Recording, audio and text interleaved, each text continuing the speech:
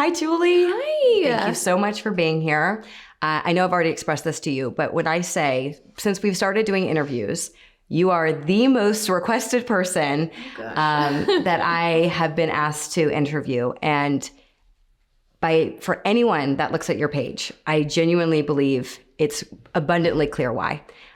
Your corner of the internet is one of the most authentic, honest places on the internet. I genuinely mean that. Before we start talking through everything though, for those that aren't familiar with Spilled Milk Mama, I'd love for you to share a little bit more about you and Spilled Milk. Sure. Oh, that's so nice. I feel like from the get-go, I tried to show a different side of life and motherhood that was not being shown on the internet. So I started Spilled Milk Mama when I was pregnant and had a newborn, and it was pandemic, and I didn't feel like anyone was showing the reality of life and motherhood. And I had an education background and I had taught young children. And so my goal was just to show parents some easy hacks at home, how to, do some sensory bins, little things at home, and just show the reality of young motherhood. Fast forward 5 months and my little baby boy was born, and I had I guess she was 20, 21 months old at the time. So a newborn and a not even 2-year-old. And my husband was on a work trip for one night, and he got in a car accident and never came home. We had met in high school. We were best friends for 10 plus years. He was everything. And so then with everything that was going on, I ended up starting to share my grief story a little bit because it was an outlet for me. Mm-hmm. And since I was already kind of showing the raw truths of motherhood, I was just like, you know what, I'm just going to share this because it helps me heal and kind of have someone to talk to, because I didn't really have anyone to talk to. So I was like, I'll just talk to the strangers on the internet. I don't care. I didn't really care about anything at the time. So, I remember my parents and brothers and sisters were like, are you sure you want to post that? And I was like, I'm sure I'm not the only one. And then as time went on, it kind of snowballed where I really wasn't the only one. Yeah. So many young mothers, unfortunately, I'd get these DMs and emails and messages pouring in saying the same thing happened to them, or they were a young widow, or they were 20 years ago. They wish that they had somebody to talk to then, and all this stuff. And it just kind of started escalating to what it is now, to the point where I was able to make it a full-time job out of it. And hopefully, like you said, hopefully it helps other women just to see, or men just to see the difference in how you can keep going, how you can, life's ups and downs. I show the happy, I show the sad, I show the funny. You got to make fun of yourself. You got to laugh to survive. And it's been a whirlwind and a wild roller coaster. And I think what's so beautiful about Instagram, the good part of Instagram or social media, is that we can make topics that are typically taboo more mainstream. And I do truly believe that you were a catalyst and a pioneer on Instagram to say it's okay to talk about this too. It doesn't just have to be the family photos and the vacations and all the good things, but truly we can unveil the deeper and like the darker parts of life that so many people don't realize that other people are walking through those exact same things. I, as a mom of 3 myself, I simply have such a difficult time imagining what that journey was like for you. I'm sure it is still surreal. I'm curious, first of all, what do you remember personally when you were first going through it? Like, what were you feeling? Because part of the reason why I asked that question is people that want to help someone going through a tough time, the disconnect that they often feel is they don't actually know what that person's going through. So before I get to kind of what supporters can do, what do you remember? What do you remember feeling? What do you remember needing? I'd love to unpack that a little bit more. So what's wild is I clearly remember asking another widow early on. It was maybe the second or third week, because I was just a zombie. I was walking through room to room. I felt like everything was in slow motion. I could not form sentences. The only thing, I had a newborn. My focus was the baby's schedule. I knew everything in 2-hour stints because that he ate every 2 hours. That's all I knew. And that's it. I couldn't, it took every bit of my energy to just be alive. And other than that, there was nothing. And it was a few weeks past, and I talked to another widow and I said, how long am I gonna just feel like nothing is real? This is a bad dream. And I would have dreams where it was a dream. So I'd wake up and be like, oh, it was just a dream. Oh, wow. And 10 minutes later, it would hit me. And I'd go through it all over again for months. And she said, oh, yeah, the shock phase probably lasts a good 6 months, I would say, for me. I was like, oh, 6 months. Okay, great. So I was just in shock, and I had no idea what was going on. Everyone did everything for me. My family was unpacking gifts that people brought. People brought gifts. People brought food. I didn't eat the food. I was just, my family packed me up, took me to their lake house. They packed me up and we went to the beach. Somebody was handling a person to clean the house. I just sat there and everything was going in slow motion around me. So everything was delegated. Yes. It's almost like you didn't even know what was going on around you. Your job was just to survive. Like yes. You were truly in survival mode. Yes.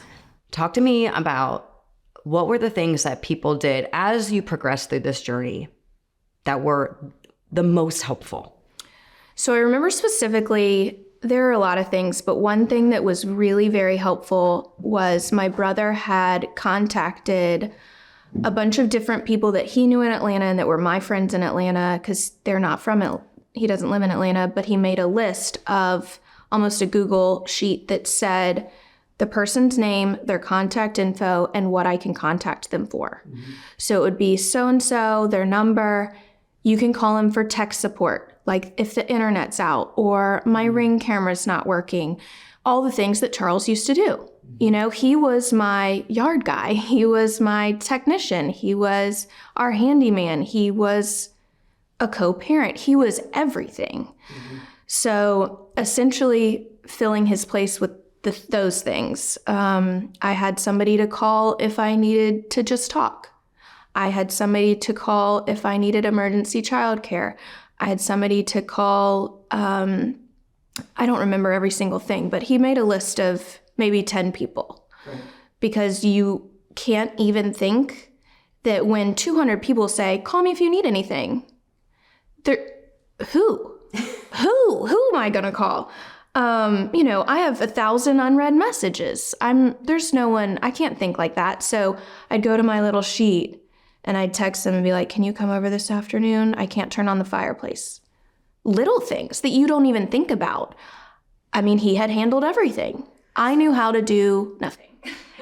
You did know how to do things. Yeah. I think what you learned, and again, I think that your life you're in a state of shock. Mm-hmm. And so even the things that you might know, you feel like you're incapable of processing or doing anything beyond what you were already doing. Mm-hmm.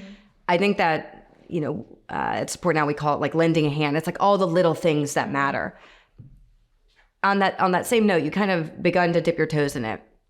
What were the things that triggered you, that created this, that's not helpful, or I wish you wouldn't do it that way? And be honest, because these are the things that people want to know about how they can support friends that might be, or friends or family that might be in a similar situation. I think what was not helpful or just not needed as much was so many meals. I think that's a natural response that so many people were like, oh, we'll just bring a meal because she's not cooking. Right, I'm also not eating. That is last on my list. And, I had to buy a deep freezer because I had 18 casseroles and I had nowhere to put them. So, and then, by the end of the year, I just threw out all these frozen casseroles. Wow. And when I was really begging people for babysitters and childcare, and, I think it went with a few empty promises and I had a wonderful support system still, but, we'll find you a nanny for a year. Oh, well, a lot of people said they would get you a housekeeper for a year. Those were the two main things I needed as a young mom. I didn't need 18 toys for the kids. They had plenty of toys, I needed people and I needed actual help around the house. And, those kind of things fell through the roof. So I found myself 6 months later having to research and Google and pay money for all these nannies that I had to interview, and one more stress that I didn't really have the capacity for. Right. That if that could have been taken off my plate would have been huge. To that point, what are the things that you would encourage people to say? And then what would you encourage people not to say to someone like you in that spot? I think let me know if you need anything it doesn't resonate with someone in that position. If somebody broke their ankle, sure, they're totally fine to tell you what they need. But if somebody's brain is completely split in half, like mine was, I was postpartum, I had just lost my husband, my world, my everything. I couldn't even form a sentence, like I said. So one thing that a couple people did, I think they really did their research, which was great. They sent a text and it was like, hey, send back A, if you want me to bring a meal. B, if you want me to come watch the kids for an hour. D, if you want some new underwear. Little things. I was postpartum. Yeah. I didn't even have clothes that fit. And I was like, this is the most helpful text message ever because I don't even have the capacity to write back a whole sentence. So I'd be A, And that was that. And then they'd show up and help with the kids or whatever it may be. And that was wonderful.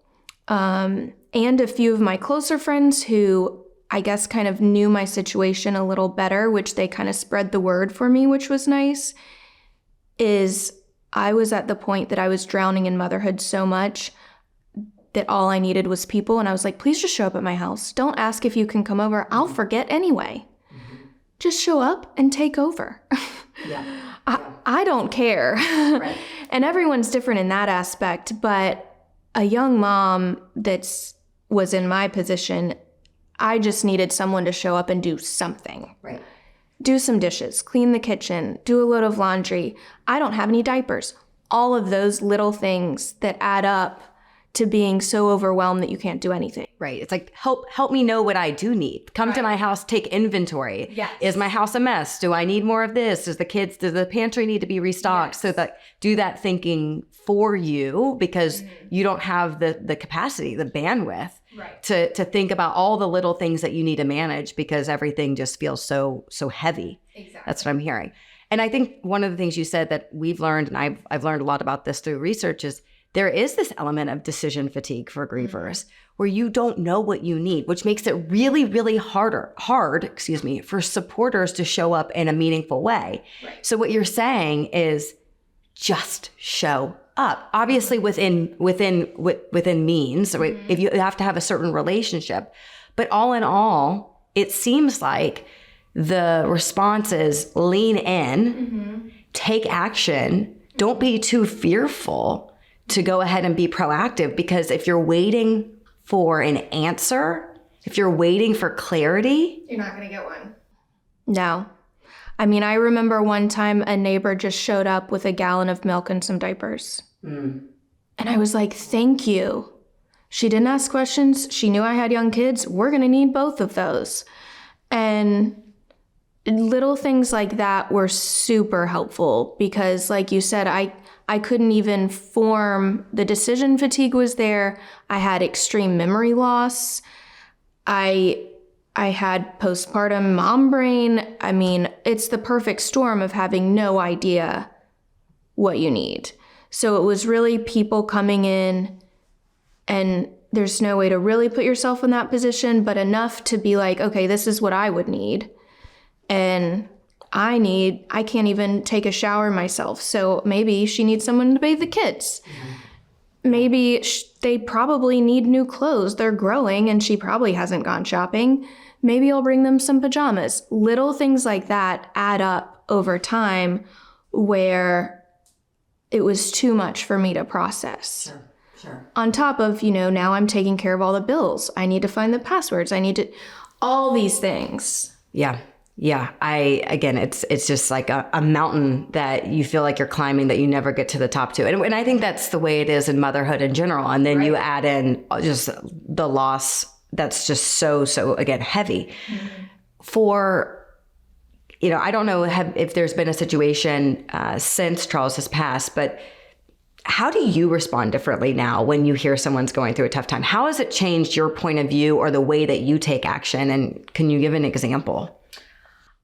I feel definitely, thank goodness, I don't know anyone personally that this big of a tragedy has happened, but when, my friend a couple months ago, her daughter was in the hospital, and immediately I went over there and I brought her coffee, I brought her breakfast, and she wasn't eating, and I was like, I'm taking care of you, because everybody's like, how's the baby? Of course. Yes. How's the baby? How's she doing? Have you eaten? Have you taken a shower? What do you need? And brought them dinner, and, we set up a meal train and all the things that I think I would have been like, are you okay? And then that'd be that. Right. And now I have a very different perspective of, oh, someone's going through something. They need all these things.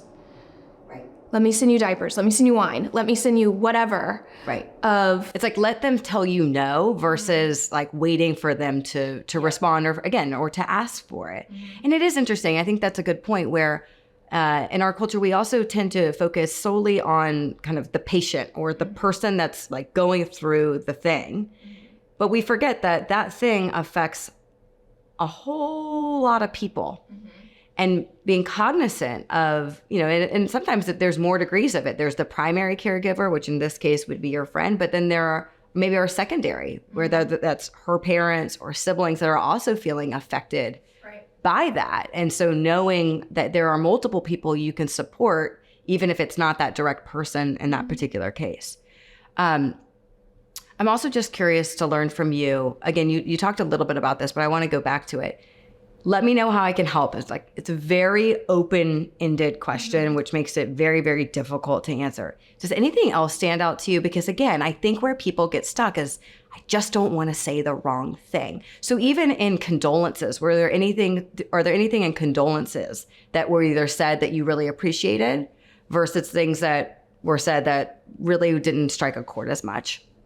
Honestly, I don't think there's a wrong thing to say unless you're like, I know exactly how you feel. No, you don't. Not at all. You don't. So bye. Except for that, there's, anything is nice. But I remember having a conversation with my mom, and I was like, if one more person says they're praying for me, I'm going to lose my shit. Not that that's not great, but it doesn't do anything for me right now. It's just, you're in that space where you're like, great, can you bring him back? Yeah. And there's anger is part of grief, and that's, one big part of it. And I think one of the most helpful things that anyone ever said was like, this is so fucked up. You don't deserve this. And I was like, you're right. It is. And be like, this sucks. Like someone else just saying this sucks. Yeah. I was like, yes, it does. Yeah. Thank you for acknowledging that. Yeah. And that was like, yeah, you're right. And I think everybody's like trying to lift you up. And at the beginning, you don't want to be lifted up. You want other people to acknowledge how terrible this is. Right. And that's a big thing because I didn't want people cheering me up. Why would I want to be cheered up right now? Right. There's time for that later. I need people to acknowledge that this is the worst thing that could happen to me right now. Yeah. It's like you just want honesty. So instead of trying to make it flowery or that we're going to use really pretty words or themes to kind of gloss this over, what you were really seeking is someone to feel what you felt, which is that rage, that anger. It's like, why me? Why now? Like, how could this be? And I think that's such a profound observation in yourself. Because again, it's okay to say the things that you think that someone is feeling, which is, this is unfair. And that's a very relevant feeling. Like, that makes sense to me. Yeah. But you're right. We tend as supporters to instead just say, I'm so sorry, or I'm praying for you, which is a beautiful sentiment in its intention. But depending on where you are in that journey of griefs, that you're not actually meeting the person where they are. Maybe a year later or 2 years later, you can say things like that. But in that moment, just be real. You need honesty. And I think I had so many people tiptoeing around me that I got to the point where, I'd walk in a room, everyone was whispering, they'd stop. They'd be like, how are you? And I'd be like, what were you talking about? I was like, you can include me in the conversation. I'm still the same person. Not really, but you can talk in front of me. I'm still alive. Okay. Yeah. And I think you're right. It's just that honesty factor where I just needed someone to be acknowledging that this is terrible. Right. We don't need to sugarcoat anything right now. What about support over time? So the observation we see all the time is that there tends to be a really large stampede of people that come to the rescue or try to come to the rescue right when the big thing happens. And then over time, that begins to drift off. I'm curious, what was your experience? Sounds like you had a great support group, but at the same time, kind of what did happen? What would you have wanted to happen? Or would you have looked or kind of hoped that looked a little bit different as you've gone through this process? I think looking back, I had someone stay with me almost every single night and come over to my house every single day for a good 6 months, which is longer than most people. So, I can't complain, quote unquote, in that aspect because it's longer than a lot of widows get because I had a great support system. However, like I said earlier, that shock factor tends to start wearing off. Mm-hmm. And so when I really needed the most help was kind of after 6 months and that year mark when the fog lifts and you realize, oh, this is my life forever. This is permanent. This is permanent. Mm-hmm. Because I think in my head, I was like, oh, well, after 6 months, I'll feel better. Or after a year, I'll feel better. No, you don't. When it gets warm, I'll feel better. No. None of the normal things that would make you feel better before make you feel better now. Mm-hmm. And it's taken me a long time to realize that because I'll have these dates like, oh, well, I get through the holidays, I'll be fine. If I get through the kids' birthdays, I'll be fine. If I get through the anniversary, I'll be fine. No. And so people kind of started to fade off. And my close friends, they were tired. I felt guilty asking them for help at this point. So I do think it would have been so beneficial if maybe at 6 to 8 months, a new group came in or, a nanny stepped in or something was set up where when I hit that dive of the fog lifting and reality setting in, because that's when I stopped eating. I started drinking a lot. I didn't leave my house for days because I couldn't even have the energy to put the kids in the car because that takes an hour, as you know, with little kids that I would miss all the birthday parties because I couldn't get there. Right. I would have loved for them to go. I would have loved to go, but I need someone here to help me get them in the car. At the beginning, I called a lot of friends if I was going to visit my parents or something to literally watch the kids for 30 minutes so I could load the car. Because these are things you don't think of with a newborn who's starting to crawl and a 2-year-old. I can't leave them alone for 2 seconds while I put groceries in the car. It's little things where you need 2 people. Right. And so once it was just me, 90% of the time, I really went downhill. Yeah. Physically and emotionally and mentally in all of the ways. And when it starts, you start realizing like, oh, this is forever. And then you don't feel like you have anyone to call because you've exhausted all your resources, is the loneliest feeling in the world. So that's a great question, and that's a good transition. What do you suggest as like a check-in? So for whether they're close or distant friends that want to get better at checking in and seeing how someone might be able to help many more months kind of after that moment, what do you suggest to those people that want to be helpful, and how should they approach that? I think if you're in the inner circle, because there's inner circle and there's outer circle. If you're in the inner, a specific text message or call of, can I bring you groceries this week? Or can I come babysit the kids one night this week? Not what can I do, but can I come clean your kitchen this week? And then it's a yes or no answer. Yeah. Yes. Yeah. When? Now. Yeah. Yesterday. And I think if you're in the outer circle, you text one of her best friends or his best friends and you say, hey, will you see if she needs help with blah, blah, blah right now? Right. Or tomorrow I have an hour of free time. Right. Anything. I'll send. It's now there's delivery. Right. Send some Instacart, send some groceries, send anything. Right. You can deliver a whole outfit for the kids from Target.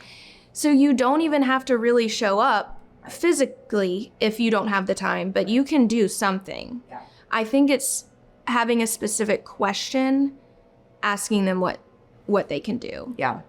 And I feel like supporters also, sometimes it can be nerve-wracking for supporters to lean in and ask if they can do something, but maybe like doing it with somebody else so they feel a little less awkward. It's a little less uncomfortable for them, because again, everyone's just walking on eggshells. No one wants to offend. Everyone wants to do the right thing. So it's one of the recommendations like we've seen and heard is, well, try pairing up with somebody and doing it. And that way, maybe you don't get the response you want, but you feel like it's a kind of friends coming together to do the right thing. Yes. And I think that may also make it easier for you to accept that help, because what you're saying is, it's not just, is there support? Is it that, are you willing to ask for help? And maybe even more importantly, are you willing to receive that help? Yes. Because people want to know that gesture is going to be accepted and acknowledged.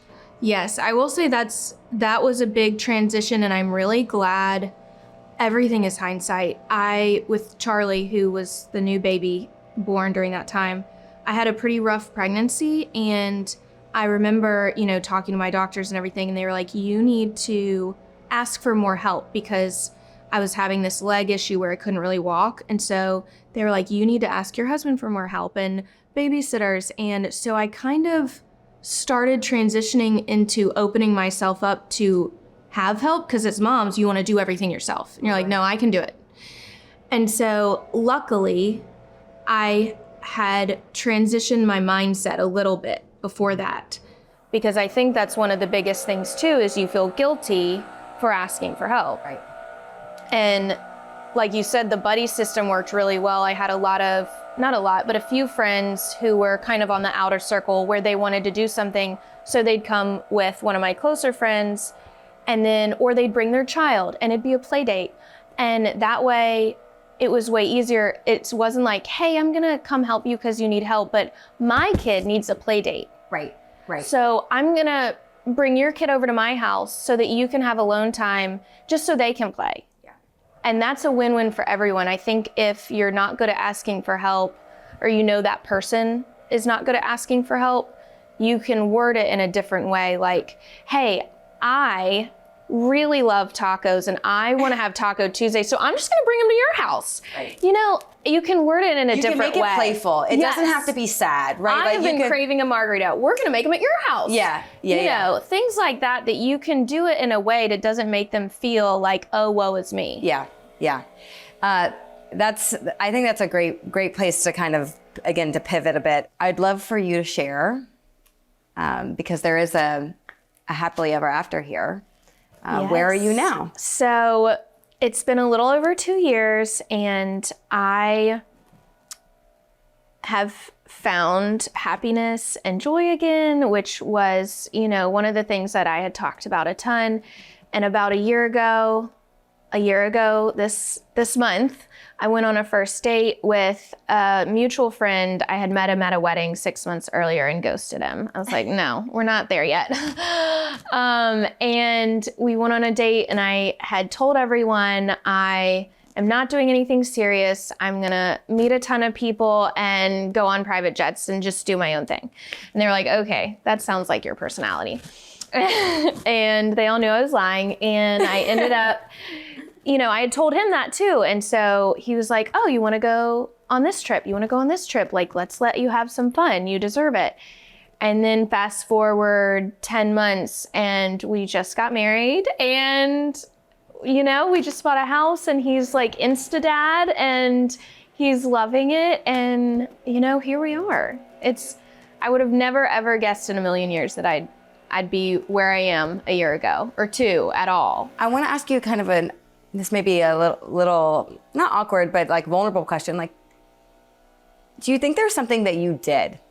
Or do you think that your support system, did any of those things in your mind give you the ability to be where you are today? Like, I would imagine it requires so much strength, emotional, mental, physical, all the things, spiritual, to get to a place where you can accept a new future. What would you say are part of the reasons or part of the factors that you've been able to begin this new chapter of your life? I think 3 of the biggest things would be my best friends. They turned into my family immediately because I don't have family in town.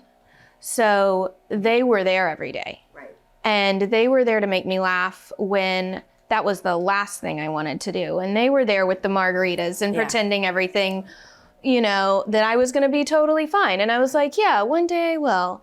And they made me believe it. Yeah. And so did therapy. And that was a big thing, was finding the right therapist. And I won't put any, you know, that was probably the biggest thing. But I wouldn't have been able to go if it weren't for my support system. You know, there were some times that I had an appointment, but I had kids. So they'd come over and watch them so I could go. It was all a group effort. Right. And also medication.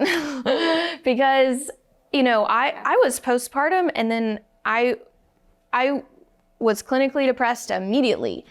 And I had never felt anything like that. And I won't discount or, you know, discredit that, because there's no way I'd be here without any of those things. Yeah. Because all those working together, I feel like I could breathe slowly but surely. It wasn't like, oh, one day I'm good.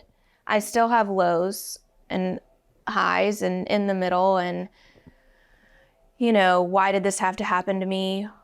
I can't believe this is my life still. Sure. But all in all, you know, I've gone from down here up and down to, you know, not so much. Right. And I think as each year goes on, I'll feel a little bit better. But I really do think like creating that friend group, that support group that's going to really show up. Yeah. You know, a lot of my best friends now weren't my best friends 2 years ago. Yeah. It's the people who showed up and then stuck around.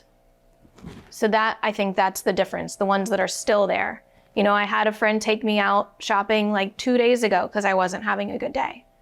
The ones that are still checking in because they know that it's never ending. Right. You're just evolving and they're along the journey with you. And I do think it's such a good point that we tend to, as humans, we love to show up during the happy things. Mm-hmm. but it's the people that show up when life gets tough, and they continue to show up regardless of the circumstance. Like that's where real like friendship and compassion like lies. It lies in those moments, and not necessarily in the weddings and all the wonderful celebrations.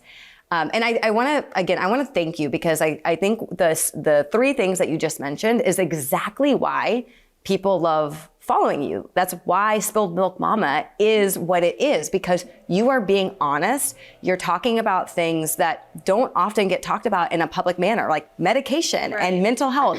And we're very lucky. We're in a generation where those things are being highlighted more than ever before.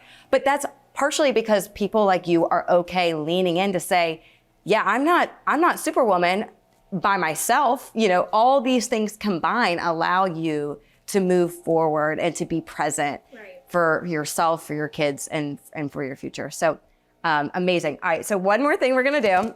We're gonna do a quick rapid fire. Ooh, love it.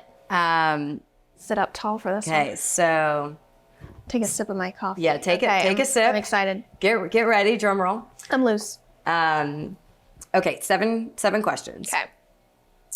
Food or money for food? Food.